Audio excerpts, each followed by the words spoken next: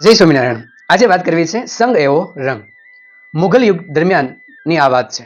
ત્યારે સજ્જુ મહારાજ ખૂબ ભગવાનના અનન્ય ભક્ત હતા. અનેક લોકો તેમના પ્રશ્નો લઈ સજ્જુ મહારાજ પાસે આવતા હતા અને તેમના ઈચ્છા અને તેમના પ્રશ્નોના જવાબ પણ મળી જતા હતા.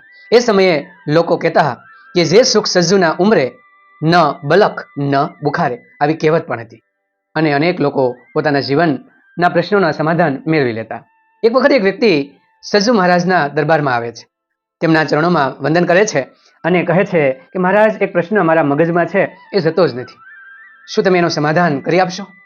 સજ્જુ મહારાજ એ પ્રશ્ન પૂછવાનું કહ્યું. તો તેમને કહ્યું કે આ સંસાર રૂપી આટલો મોટો ભવસાગર, એ પાર કઈ રીતે ઉતરી શકાય? ભગવાન સુધી કઈ રીતે પહોંચી શકાય? એ પ્રશ્નનો જવાબ મને મળતો નથી.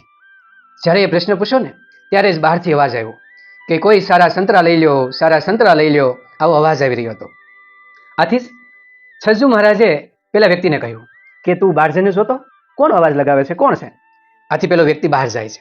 જુએ છે તો પેલો ફળવાળો વ્યક્તિ બૂમ પાડતો હતો અને કહી રહ્યો હતો, સારા સંતરા લઈ લ્યો, સારા સંતરા લઈ લ્યો. એ વ્યક્તિ અંદર આવે છે અને સજ્જુ મહારાજને કહે છે કે તો ફળ વેચનાર હતો, તો તે શું કહેતો હતો? તો કે એ કહેતો હતો કે સારા સંતરા લઈ લ્યો, સારા સંતરા લઈ લ્યો. ત્યારે સજ્જુ મહારાજે કહ્યું, બસ આ જ રસ્તો છે. ભવસાગર અને સંસાર રૂપી સાગર તરવાનો માત્ર એક જ રસ્તો છે. તમારે હંમેશા સારા માણસનો સંગ કરવાનો છે. સારા મહાન વ્યક્તિ, સંત પુરુષનો સંગ સોબત કરશો તો એના ગુણો તમારા જીવનમાં આવી જશે અને તમે ભવ પાર કરી ભગવાન સુધી પહોંચી શકશો. આમ એક ફળ વેચનાર વ્યક્તિ પાસેથી પ્રેરણા લઈ અને તેમને પ્રશ્નનો સુંદર જવાબ આપ્યો અને પેલા વ્યક્તિને તેના પ્રશ્નનું સમાધાન મળી ગયું.